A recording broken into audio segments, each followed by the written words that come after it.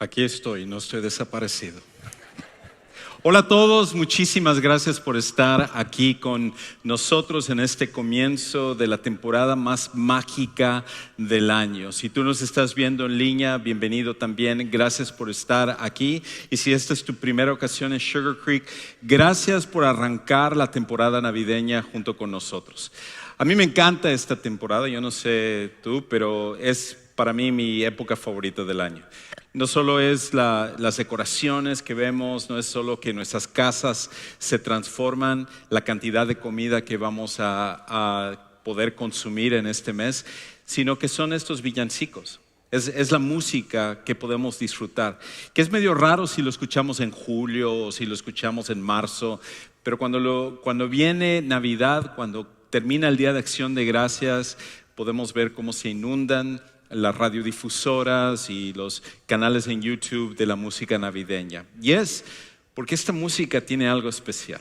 Es algo que podemos disfrutar y cuando son villancicos tradicionales, cuando es estas canciones de Navidad que estamos acostumbrados a entonar, es algo que llena nuestro corazón. Y es por eso que durante estas siguientes semanas vamos a explorar algunos de esos villancicos que son los más clásicos, que son los más conocidos, comenzando hoy con la de Santa la Noche. Ahora, antes de poder explorar un poquito acerca de esta canción Santa la Noche, creo que tenemos que comenzar con un principio que todos nosotros necesitamos estar de acuerdo, porque es una realidad para la vida que hemos vivido, y es esto, que hay fechas que marcan nuestras vidas. Hay fechas que marcan nuestras vidas. No es una gran ciencia, pero todos nosotros tenemos ciertas fechas que nos marcan de forma personal.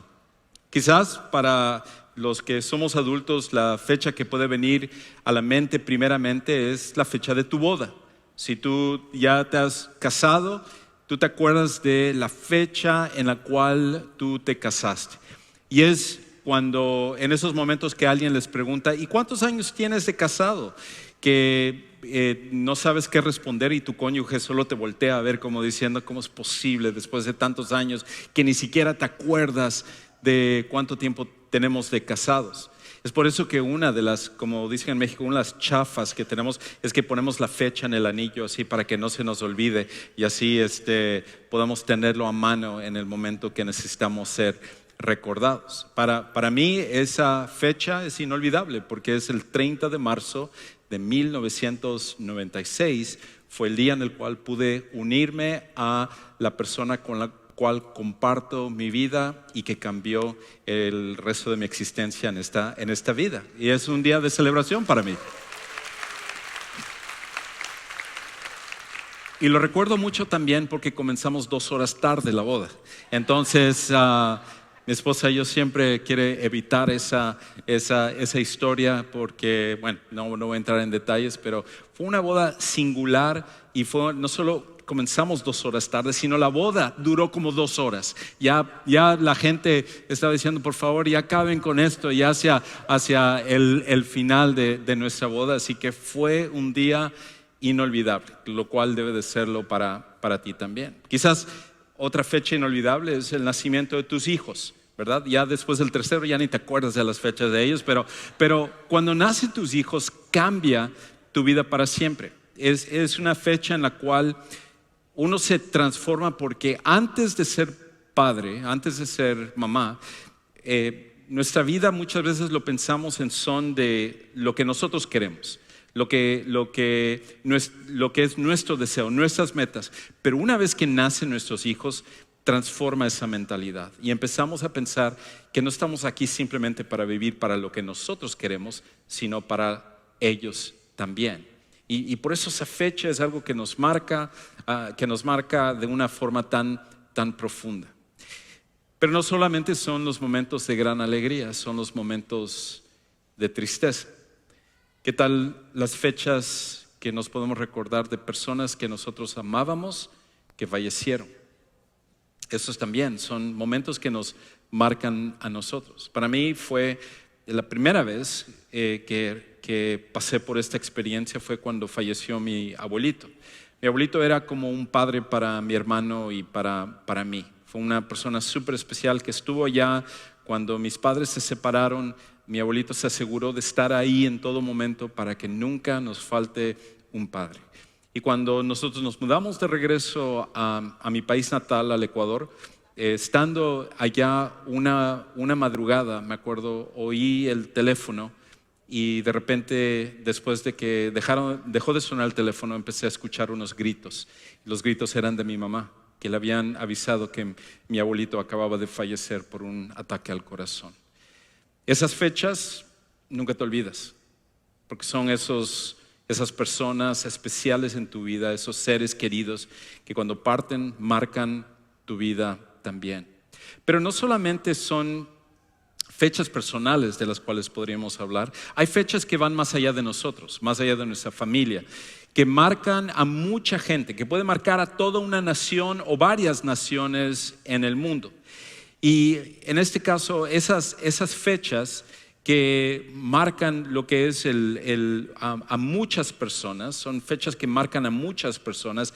Esas fechas también es algo que nosotros podemos recordar.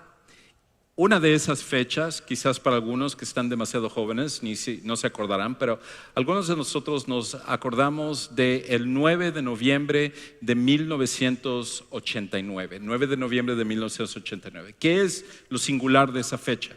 Que fue la caída del muro de Berlín. Fue la caída del muro de Berlín. Y con eso fue el comienzo del final de la Unión Soviética.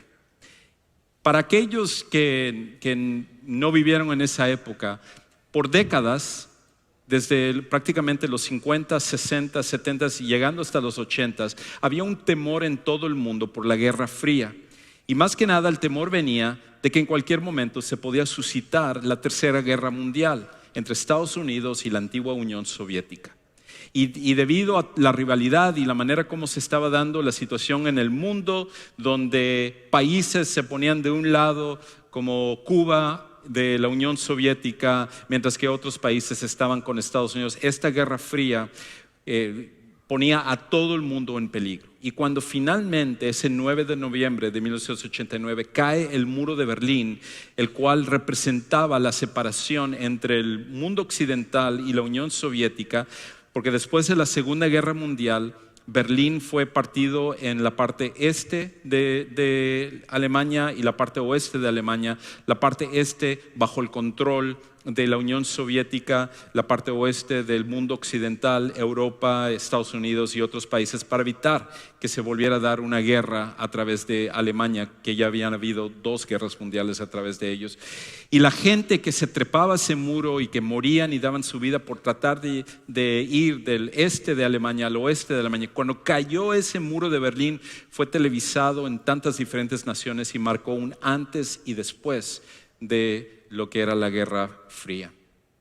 Otra fecha que para los que vivimos en Estados Unidos por lo menos marcó a este país es el 11 de septiembre del 2001, que es el ataque de las Torres Gemelas.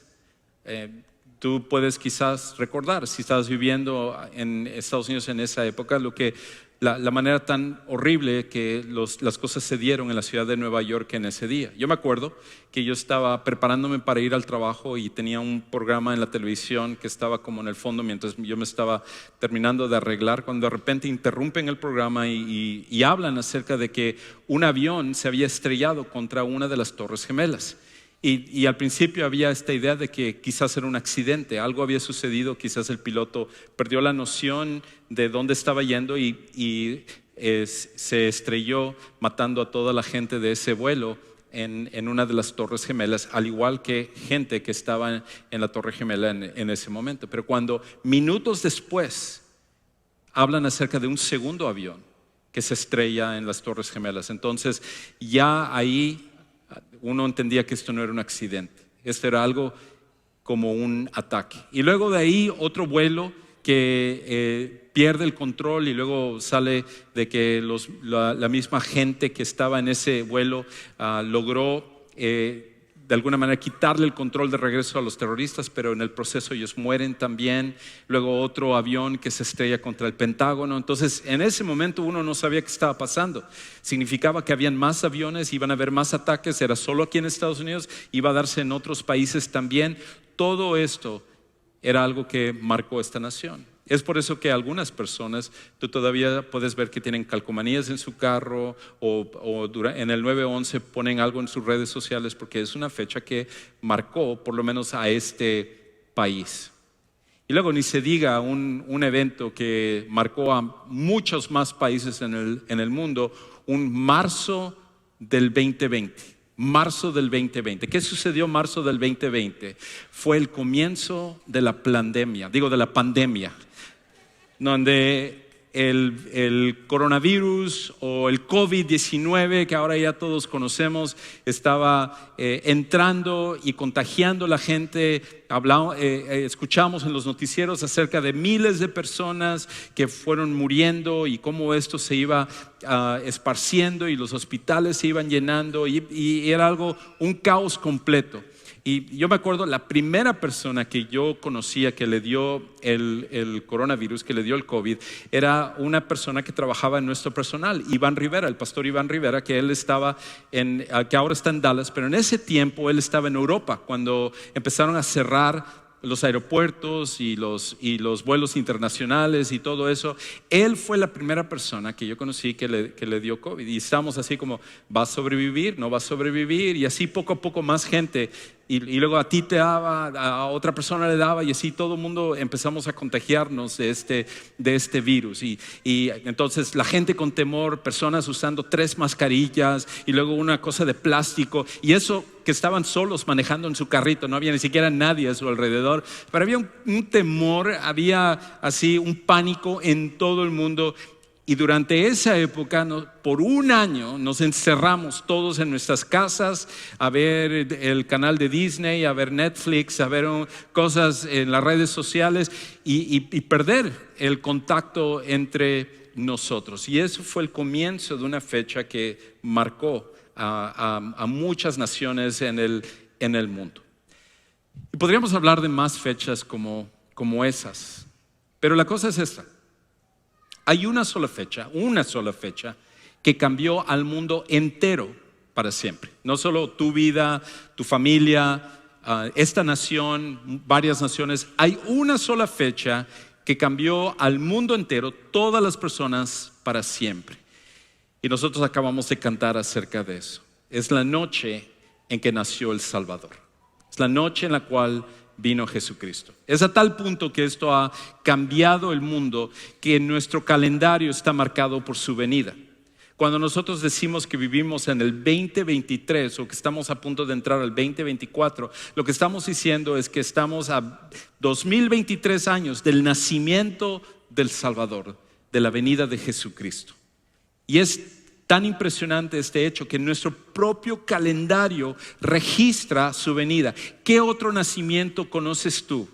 ¿O qué otro evento conoces tú que inclusive nuestro calendario es marcado por lo que sucedió? Solamente el nacimiento de Jesús. Es por esa razón que este nacimiento es lo que ha cambiado completamente al mundo. Y la razón por la cual cambió el mundo es porque con la venida de Jesús nosotros ahora podemos tener esperanza. Es por eso que en un libro de la Biblia se nos habla acerca del nacimiento de Jesús, nos relata del nacimiento de Jesús, y es de un hombre que se llamaba Lucas, que muchos consideran que él había sido un doctor, tenía un entrenamiento médico y por lo tanto él era alguien acostumbrado a observar, a la evidencia empírica, a poder ver detalles y poder narrar esos detalles y él era la persona idónea para llevar a cabo una investigación privada, personal, para un hombre que se llamaba Teófilo. Y este hombre le tenía mucho respeto. No sabemos exactamente cuál era la relación entre Lucas y Teófilo, pero cuando él investiga acerca de la vida de Jesús, comienza con el nacimiento de Jesús. Y él entonces empieza a ver todos los detalles de cómo Jesús vino. Entonces es interesante porque mientras que otros como Mateo y Juan, que eran discípulos de Jesús, narran acerca de la vida de él, Lucas, en cambio, él lo que hace es una investigación minuciosa, entrevistando a gente que pudo ver todos los hechos de la vida de Jesús. Y entonces él se da la tarea de empezar a investigar a la gente que fueron testigos oculares del nacimiento de Jesús. Y con eso él recopiló toda esa información y entonces él escribió esta historia acerca de Jesús. Escribió los hechos que él encontró para narrarnos exactamente qué fue lo que sucedió cuando Jesús nació. Y Lucas, con ello, lo que él quiere ayudarnos a entender es esto: que el creador del mundo vino para ser el salvador del mundo. El creador del mundo vino para ser el salvador del mundo. Aquel que sostiene el universo, aquel que te hizo a ti, que me hizo a mí, que permite que tú y yo podamos tener vida, que tú y yo podamos existir, que todas las cosas se puedan dar, ese creador fue rechazado por la humanidad, por ti y por mí. De manera que nosotros osadamente, tercamente, tontamente rechazamos a nuestro propio creador, que de él viene nuestra vida. Y cuando nosotros lo hicimos, caímos en pecado, y ese pecado ha dañado nuestras vidas y ha dañado a todo el mundo. Y entonces Dios, que tenía todo el derecho a enjuiciarnos, castigarnos, condenarnos, no solo por ahorita, sino por la eternidad, porque como una criatura que necesita, que depende de su creador, podría tomar una actitud así, pues merece un castigo eterno. Pero Dios, en su gran amor, en su misericordia para ti y para mí, en su gracia, decidió mandar a su Hijo Jesús, no para ser nuestro juez, sino para ser nuestro Salvador. Entonces, cuando Jesús llega, es el comienzo de una celebración. Es por eso que nosotros cantamos Santa la Noche. Es por eso que entonamos cantos como el que escuchamos hace un momento, de una manera tan majestuosa en la cual pudimos disfrutar de Santa la Noche. Inclusive esta canción, que fue escrita originalmente en 1847, así de antigua es esta canción, por un par de compositores franceses. Adolphe Adam es el que escribió la música, y Plácido, en este caso Copello, es el que escribió lo que es la letra. Y ellos dos juntos hicieron una de las canciones más clásicas navideñas que nosotros hemos escuchado en la historia. Y lo que él escribe acerca de esto es precisamente lo que Lucas nos dice. La manera como él lo escribe es así: Santa la noche, hermosas las estrellas, la noche cuando nació el Señor. El mundo envuelto estuvo en sus querellas. ¿Qué significa eso de querellas? Problemas, disputas. El mundo que no ha cambiado, que cuando lo escribió Adolphe Adam y Plácido Copello, las cosas no han cambiado, como no han cambiado desde que llegó Jesús y no ha cambiado desde el principio de la humanidad. Y entonces dice: hasta que Dios nos envió al Salvador, una esperanza todo el mundo siente, la luz de un nuevo día al fin brilló. Hoy adorad a Cristo reverente. Oh noche divina, nació el Salvador. Divina noche de Cristo el Señor. Hoy adorad a Cristo reverente. Oh noche divina, nació el Salvador. Y esta es la primera estrofa. La canción continúa, pero por cuestión de tiempo no lo voy a seguir narrando, y mucho menos cantarlo, porque quiero que se queden aquí. Y mucho más con la presentación tan increíble que escuchamos hace un momento. Pero lo que sí vale la pena es enfocarnos sobre la historia original de donde esta canción se basa. Y en Lucas capítulo 2 nos habla acerca del nacimiento de Jesús y nos da ciertas características. Tres características acerca del nacimiento de Jesús. La primera es esta: que este nacimiento, este hecho, es un hecho histórico. Es un hecho histórico. En otras palabras, lo que vamos a leer ahorita en Lucas no comienza diciendo, érase una vez, como si fuera un cuento de hadas, un cuento de niños, no. Lo que Lucas va a hacer es darnos información precisa para que tú sepas cuándo sucedió, dónde sucedió, quiénes estuvieron involucrados, porque él como historiador nos está dando absolutamente cada detalle para que tú y yo sepamos exactamente que esto genuinamente sucedió, que Jesús vino a este mundo y que nosotros tenemos la evidencia histórica para comprobar, para corroborar de que Jesús vino a este mundo. Y entonces en Lucas capítulo 2, versículos 1 al 3, lo dice de esta manera. Aconteció en aquellos días, ¿qué días? Pues los días en los cuales Jesús iba a nacer, que salió un edicto de César Augusto. ¿Quién era César Augusto? César, la palabra César es nada más el título para el emperador de Roma, tal como Faraón es el rey de Egipto. En este caso, el César que estaba rigiendo, el César que estaba gobernando en esa época, se llamaba Augusto. Entonces Lucas ya nos está diciendo, en el tiempo en el cual Augusto era el César del Imperio Romano, para que se hiciera un censo en todo el mundo habitado, el Imperio Romano. Se quería hacer un censo. ¿Para qué se quería el censo? Para que Roma pudiera cobrar impuestos, más impuestos. Entonces había un interés económico de parte del Imperio Romano de saber cuánta gente había para de esa manera ajustar los impuestos y ayudar a que el Imperio Romano tuviera el ingreso para poder continuar subsistiendo como imperio. Entonces nos dice esto también en el versículo 2. Este fue el primer censo que se levantó cuando Cirenio era gobernador de Siria. Ya ahí podemos saber exactamente cuándo sucedió, porque era el tiempo en el cual Augusto era el emperador de Roma y Cirenio, en este caso, era el gobernador de Siria. Y luego entonces nos continúa diciendo este versículo 3. Todos se dirigían a inscribirse en el censo, cada uno a su ciudad. Este es un hecho histórico y por lo tanto Lucas nos pone toda esta información para que nosotros podamos cerciorarnos que efectivamente esto sucedió. Y parte de lo que él nos dice es que este censo se llevó a cabo de manera que cada persona tenía que llenar el censo, pero tenía que hacerlo en su lugar de nacimiento. Contrario a cuando, por ejemplo, aquí en Estados Unidos nosotros llevamos a cabo un censo, uno llena un formulario, lo envía al gobierno y entonces ellos recaban toda esa información y lo tienen. Pero en este caso, lo que estaban pidiendo es que fueran cada uno a registrarse al lugar de donde eran originalmente. Entonces, en este caso, José, que su familia venía de Belén, que él era de Belén, le tocó entonces viajar hasta ahí, junto con María. El problema es de que el Imperio Romano no le interesaba si esto era inconveniente para ti, si era un problema para ti. María, estando embarazada y a poco tiempo de dar a luz, tienen que emprender este viaje para entonces llegar hasta la ciudad de Belén, para que entonces puedan ellos llenar el censo que les correspondía.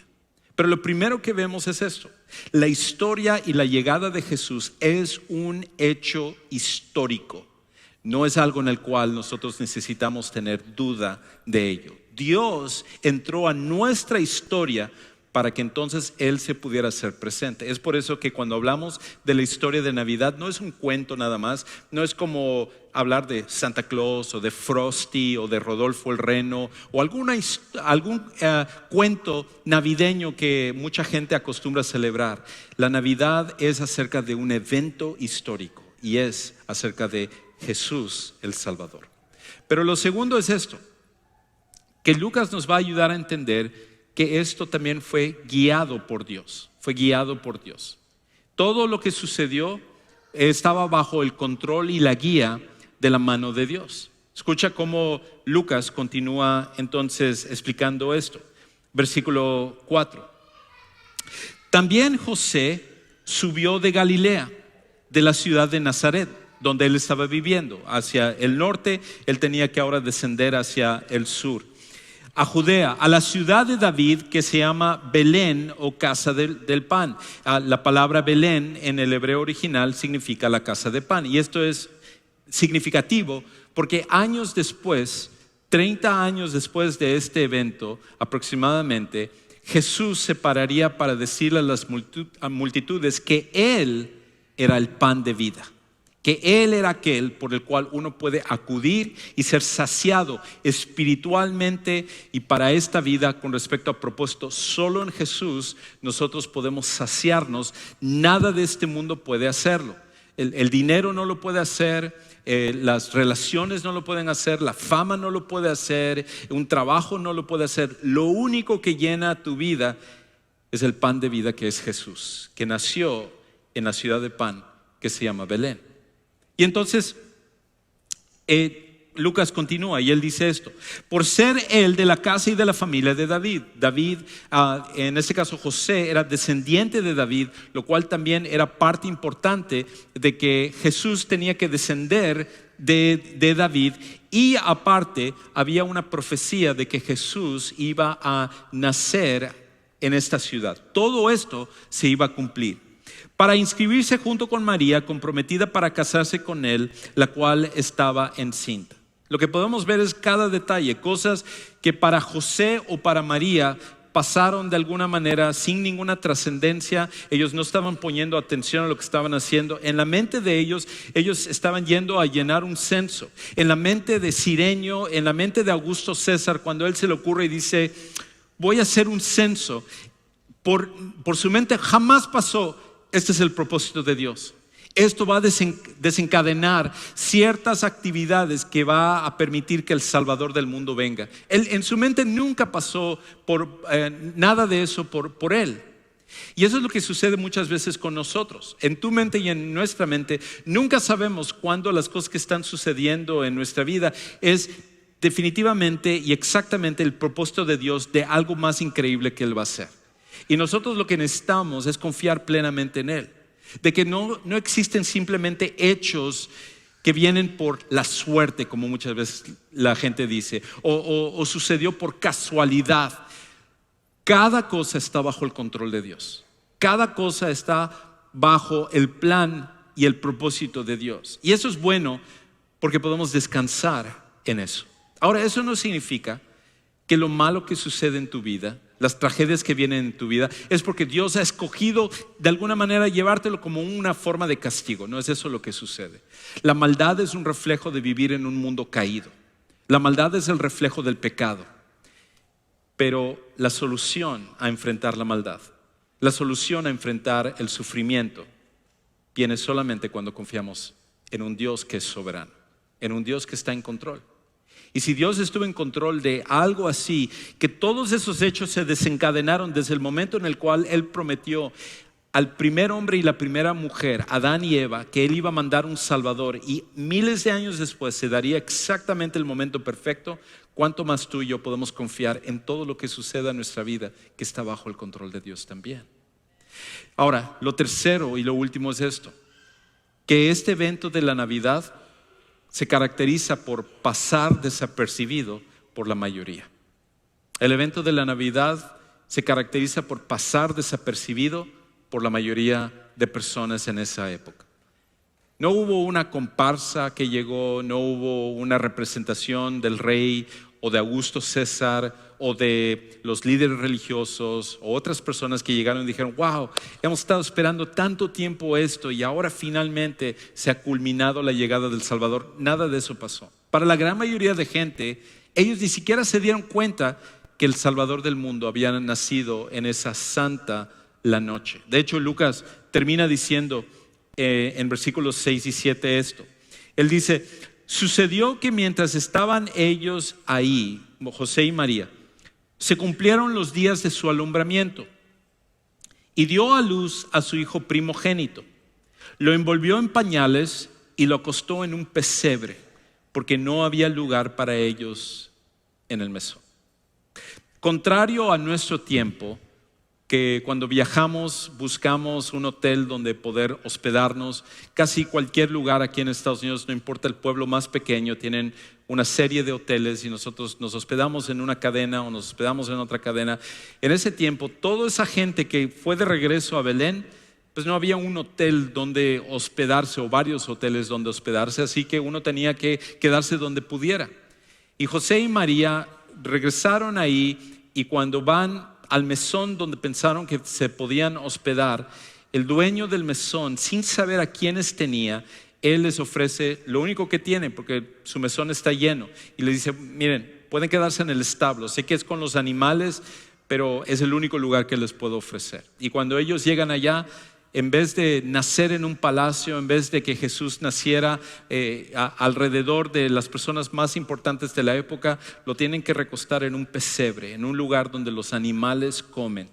Rodeado de animales es que el Salvador del mundo llega a nosotros. Pero nos recuerda que todo esto lo hizo porque te ama y porque me ama. Y cuando nosotros entendemos de cómo la mayoría de la gente no se dio cuenta de eso, creo que algo así sucede en nuestro tiempo también. Es muy fácil de que la Navidad pase desapercibida para ti o para mí, porque nosotros estamos tan inmiscuidos, estamos tan enfocados en la celebración, en la decoración, en la comida, hasta en la música y todo alrededor, que nos olvidamos que todo esto es acerca de Santa la noche en que nació el Salvador. Por esa razón, mi invitación para ti y para mí es esta: que recordemos que la Navidad no es simplemente una celebración para disfrutar, sino una decisión que tomar. La Navidad no es simplemente una celebración que disfrutar. Celébralo, por favor, yo lo voy a hacer igual. Celebra este tiempo que es mágico y es maravilloso, pero es más que una simple celebración de un evento. Es una decisión que tomar. Y la decisión es recordar que ese Salvador vino para ser nuestro Señor también. Por eso quizás tú estás aquí en esta tarde, quizás tú estás viéndonos en vivo o a lo mejor posteriormente a través de nuestras redes sociales. Y aunque celebras la Navidad, nunca has celebrado la razón por la cual celebramos la Navidad, que es la venida de Jesucristo. Es por eso que decimos que es santa la noche en la cual llegó el Salvador. Y nuestra invitación, nuestro deseo, es que el día de hoy pudieras recibir el gran regalo de la Navidad, lo que hace que la Navidad sea tan increíble, que es la venida de Jesús. Jesús llegó a este mundo, nació en este mundo para morir por nuestros pecados y para resucitar y darnos poder sobre la muerte. Y es por esa razón que si tú estás dispuesto a entregar tu vida a Jesús, a reconocer tus pecados y reconocer tu necesidad de que Él te perdone y que transforme tu vida, eso va a cambiar para siempre lo que es tu perspectiva de la vida y tu perspectiva de la eternidad. Es por esa razón que Jesús no vino para invitarnos a ser religiosos, nos invitó para que nosotros pudiéramos conocerle a Él de una manera profunda. Y si el día de hoy tú nunca has tenido eso, ¿cómo queremos ayudarte a conocer el regalo de la Navidad? Terminando este servicio, en la parte de atrás hay un lugar especial que hemos preparado para que tú puedas venir, hacer tus preguntas, tus dudas y también tomar la decisión de conocer a Jesús como aquel que marcó santa la noche. Padre Celestial, gracias porque tú sabías exactamente el momento perfecto en el cual nuestro Salvador tenía que venir. Y porque esa es la muestra de tu amor tan increíble por nosotros.